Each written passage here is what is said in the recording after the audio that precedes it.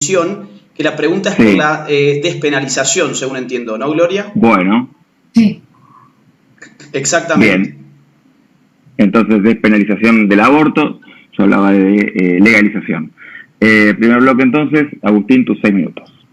Bueno, yo quisiera estructurar mi argumento en virtud de dos silogismos interconectados que Gloria va a tener que responder si quiere dar una respuesta sustantiva a la cuestión. El primer silogismo parte de una premisa mayor muy conocida por todos ustedes que dice así: el libertarismo fundamenta su filosofía práctica, o sea, su ética y su política, en el principio de no agresión. Premisa menor: matar a un ser humano inocente violenta el principio de no agresión. Por lo tanto, conclusión de este primer silogismo, el libertarismo no admite la matanza de seres humanos inocentes. ¿De dónde saco esto del principio de no agresión? Bueno, todos lo saben, de la literatura más importante que ha dado el movimiento libertario y sus intelectuales, empezando por Rothbard, por ejemplo, que la primera vez que cita la cuestión del principio de no agresión es en el año 1963, en su ensayo titulado La guerra, la paz y el Estado. Allí establece claramente que el axioma fundamental del liberalismo, en resumen, es que no se puede emplear la violencia contra un no agresor. Esto lo dice textualmente allí, esto lo va a repetir después en el Manifiesto Libertario de 1974, en su capítulo 2, titulado El Credo Libertario, y también va a aparecer en el prefacio de 1982 de La Ética de la Libertad. Respecto de Ayn Rand, que yo sé que Gloria es más bien randiana, bueno, Ayn Rand, toda su ética la estructura en función del principio de no agresión. Esto está clarísimo, por ejemplo, en el capítulo 1 de La virtud del egoísmo, titulado La ética objetivista, donde dice puntualmente lo siguiente. Dice: el principio político básico de la ética objetivista es: ningún hombre tiene el derecho de iniciar el uso de la fuerza física contra otro. Es decir, acá tenemos el principio de no agresión claramente establecido, lo cual nos permite elaborar un segundo silogismo que depende del primero. Ese segundo silogismo va a tener su premisa mayor, ¿sí?, la conclusión del primer silogismo. Esa premisa mayor dice lo siguiente: matar a un ser humano inocente violenta el principio de no agresión. Premisa menor: un feto humano es un ser humano inocente, por lo tanto, conclusión: matar un feto humano violenta el principio de no agresión. ¿A qué quiero ir con todo esto? Quiero ir a que la pregunta por la despenalización del aborto y si los libertarios pueden o no estar a favor de ella depende de una pregunta previa, que es cuándo empieza a existir ese ser humano al cual hay que proteger de la agresión de los demás. Es decir, si vamos a hablar del principio de no agresión como estructurante axiológico de la filosofía ética y política del libertarismo, necesitamos especificar en qué momento empieza a existir ese ser humano inocente al cual se refieren. Yo voy a intentar mostrarlo y defender la idea de que empieza desde la fecundación, con arreglo a la biología, a la genética, a la metafísica, y al final voy a hablar un poquito también de biopolítica. Empiezo por la biología. Voy a usar de la biología la teoría celular. Tiene dos postulados fundamentales la teoría celular. Por un lado, la mínima unidad de vida es una célula. Segundo postulado fundamental: toda célula proviene de otra célula de la misma especie. Por lo tanto, si esto es así conforme la teoría celular, la primera célula embrionaria está viva y es parte de la especie humana. ¿Por qué está viva? Porque se desarrolla, se multiplica, se divide, ¿sí? ¿Por qué es parte de la especie humana? Porque proviene del hecho de la singamia, o sea, de la fusión de los núcleos de los gametos. Y no solo está viva y es parte de la especie humana, sino que además es totipotente, algo que explicaré brevemente en un ratito nada más. A su vez, gracias a la genética, por otro lado, sabemos que desde el momento cero, el embrión posee normalmente un cariotipo de 46 cromosomas completo que reafirma su pertenencia a nuestra especie. En estos 46 cromosomas completos ya podemos encontrar, por lo tanto, todos los genes de este individuo. Ahora bien, como dije antes, estas primeras células son células madres totipotentes, o sea, que son capaces de formar un individuo completo. Yo la he leído a Gloria tratando de comparar los espermatozoides, o sea, los gametos, con la célula madre totipotente, y esto es un error biológico garrafal. La célula madre totipotente es, como su nombre lo indica, totipotente. Un gameto es una célula muy especializada. La célula madre totipotente tiene la posibilidad de crear un individuo ella misma, ¿sí? Empezar con esa creación, algo que, insisto, empieza del momento cero. Entonces, la información genómica, además de este nuevo individuo, es diferente a la que presentan los cromosomas de sus progenitores, y sus cromosomas son de un individuo humano que además ya podemos saber que es extremadamente joven si se miden, por ejemplo, que los telómeros de su ADN son muy largos, lo cual indica que es muy joven. Lo que nos individúa En efecto, conforme la ciencia más moderna, es nuestra información genética. No hay fundamento entonces para decir que la condición de ser humano se adquiere gradualmente, porque desde el momento cero la pertenencia humana a la especie ya está presente biológica y genéticamente. Y esto, trasladado al lenguaje de la metafísica, podría llevarnos a afirmar lo siguiente, que el desarrollo de una potencia presupone la esencia de la cual se desarrolla. Es decir, que eso que se desarrolla como ser humano, si se desarrolla como ser humano desde el momento uno, tiene que tener entonces la esencia de ese ser humano. En acto primero, a ver, sus potencias de ser humano ya están en acto primero, como lo explicó muy bien Zanotti y otros filósofos que han seguido la tradición aristotélica, que es la misma que han seguido Ayn Rand, ¿sí? Entonces, como lo explicó además el padre de la genética moderna, Lejeune, si la vida no comienza con la fecundación, entonces no comienza nunca. Ahora, en último lugar, en mis últimos 30 segundos, quiero dejar asentado la cuestión de la biopolítica. Entiendo que Gloria Álvarez es politóloga también, entonces supongo yo que debe manejar el paradigma de la biopolítica, porque con arreglo al paradigma de la biopolítica podemos comprender a su vez que el aborto, ya sea despenalizado o legalizado, siempre es una política estatal. Siempre está detrás una política de control demográfico tal como la empiria histórica del siglo XX y del siglo XXI ha mostrado. Los ejemplos sobran. Informe Kissinger del 74, informe Rockefeller para el gobierno de Estados Unidos en el 72, el crecimiento del presupuesto para el control de la población en el resto del mundo durante la época de Lyndon Johnson. Por ejemplo, la conferencia de la ONU del 94 en el Cairo sobre la población y el desarrollo, etcétera, etcétera. Así que si Gloria quiere responder esto, va a tener que negar mis dos silogismos, mi información biológica, genética y biopolítica. Te quiero hacer otra pregunta. ¿En qué momento empieza entonces la vida, Gloria? A partir del cual sí podemos aplicar el derecho, la no intervención, la no agresión. ¿En qué momento empieza la vida, Gloria?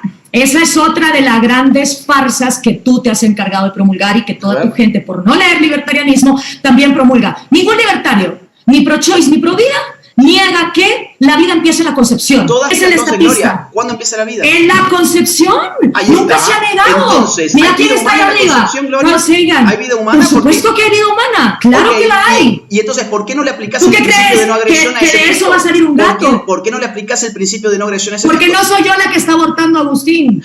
Son las mujeres las que igual deciden. Eso es un pensamiento neonazi. Abortando. Perdón, ¿por qué no se aplica a un feto que según vos misma es un ser humano?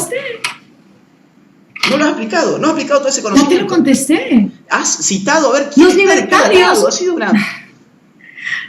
Los libertarios, al estar en la posición del derecho naturalista, saben que quien tiene derecho a algo significa que nadie más puede coercionarte. Exacto. Para que tú uses tu razón, ojo. Primero hay que tener razón. Vamos ¿okay? ahí para que tú, ahí sí ya te gusta. Va, muy sí, bien, porque te das alguna idea, dale. Qué bueno, a ver, entonces, para que tú uses tu razón y seas libre de tomar decisiones de tu propia vida, no que venga Agustín Laje y tome las decisiones por ti, agarrando al Estado. Bien. Entonces, el derecho a la vida significa que nadie puede coercionarte para que tome las decisiones necesarias para sustentar tu propia vida. Y es que ustedes hablan de la maternidad como que si solo fuera expulsar y ya. No, es una responsabilidad que mínimo perfectas familias. Entonces, hay soluciones de los libertarios pro vida y hay soluciones de los libertarios pro choice que no van dentro de eso que vos llamás principio de no agresión, porque tú violentas el principio de no agresión. No querés que los gays se casen, no querés que aborten, querés que la gente tenga una visión dogmática del sexo donde solo es para la reproducción. Eso está en el capítulo 6 de tu libro. Una condena al sexo oral, a los anticonceptivos. Yo te pregunto, tú no estás casado, ¿cierto? Estamos hablando del aborto, pero a vos te encanta mezclar las cosas porque te pones desesperada porque te das cuenta de que no estás haciendo un muy buen papel. Déjame, por favor, que te responda un segundo, ¿sí? Esto no tiene nada que ver conmigo, Agustín. Tu concepción de la persona, cuando vos la fijás en clave de razón y voluntad, que es lo que vos acabas de hacer, ¿sí? Es una concepción actualista que es realmente muy peligrosa. Es muy peligrosa porque negar la humanidad de un individuo que pertenece a la especie humana, alegando sus estados potenciales, es muy peligroso. No. Uy, hablando de potencialidad. Déjame terminar, Gloria, no seas intolerante. Yo te dejé hablar recién. Dale. Gloria, ok. Esto abre la puerta, Gloria, a la justificación del derecho del más fuerte sobre los más débiles. Porque te cuento, un bebé ya nacido tampoco tiene voluntad ni razón. Entonces, ¿qué? ¿Es menos humano que un ser humano adulto, Gloria? ¿Cómo es el punto? Es mucho mejor una concepción ontológica de la persona y no una concepción actualista. Y la verdad, me llama la atención que una libertaria como vos esté del lado de una concepción actualista de la persona, que es típico de los totalitarismos, Gloria. Alguien es un ser humano por su ser y no por la realización actual de ciertas operaciones prácticas, como vos las has llamado recién. Entonces, tu concepción actualista es propia de los totalitarios, Gloria. Los liberales defienden la vida de forma irrestricta, independientemente de la actualización de las potencias. ¿Están esas potencias en acto primero o no? Con lo cual, vos, no sé, me parece que antropológicamente estás teniendo un problema porque no estás siendo coherente ni siquiera con la antropología libertaria.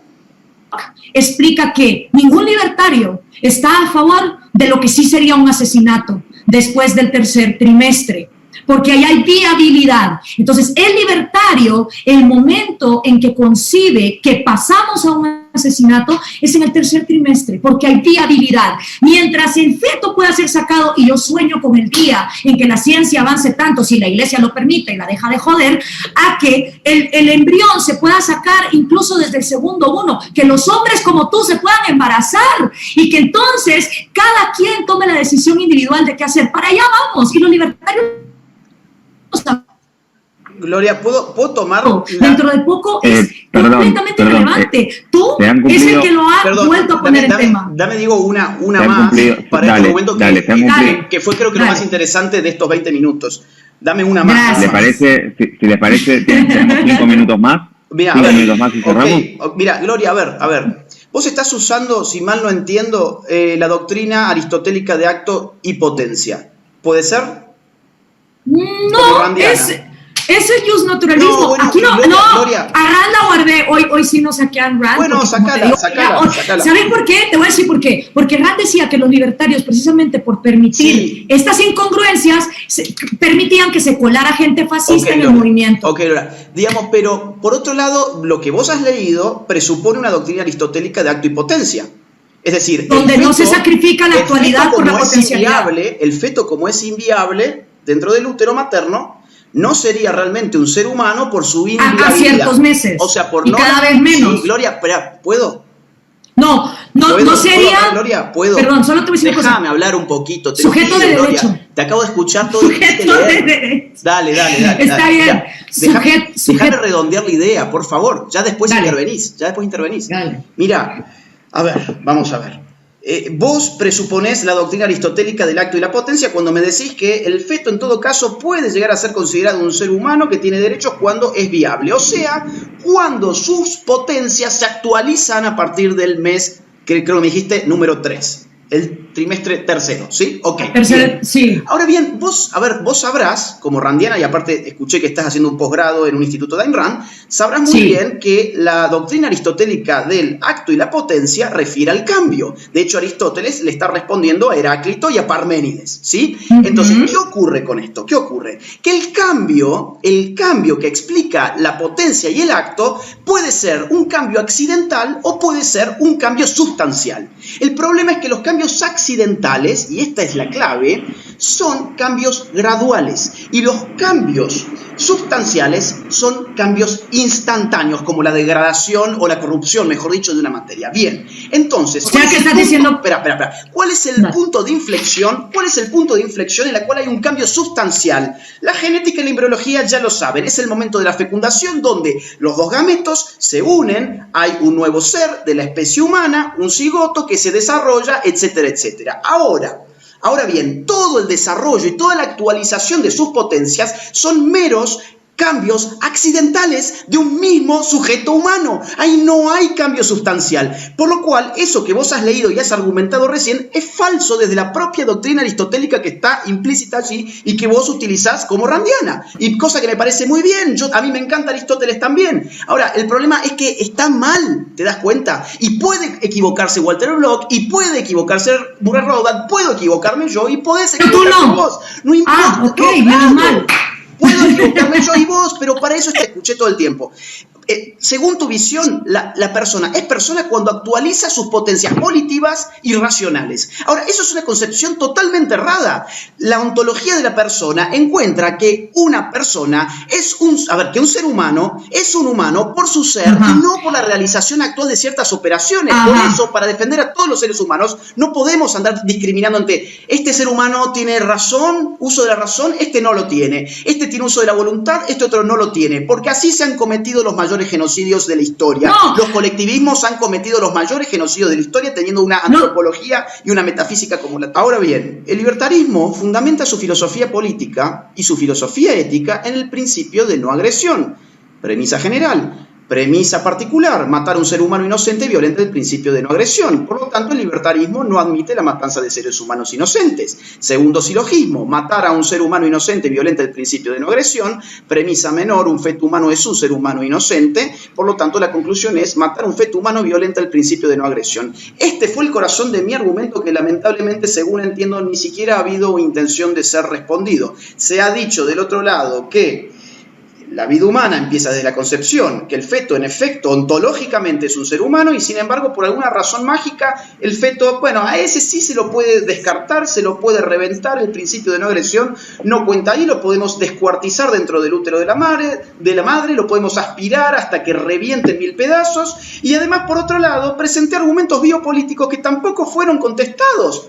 Sí, el argumento biopolítico es que no importa si es legalización o despenalización para el Estado biopolíticamente, porque tiene una agenda de control de natalidad que se expresa desde los 60 hasta hoy y que está empíricamente registrada en el Club de Roma, en el Global 2000, en el informe Kissinger, en el informe de Rockefeller para el Congreso de Estados Unidos, en las conferencias de población de la ONU desde Bucarest hasta la del 94 de El Cairo y más adelante también, de modo que biopolíticamente la despenalización es estatista y por lo tanto un libertario, supongo yo, en función de estos argumentos, más que estar citando, a ver, miren mis libros, yo soy parte del club, yo soy uno más, debería empezar a responder ideas. Gracias.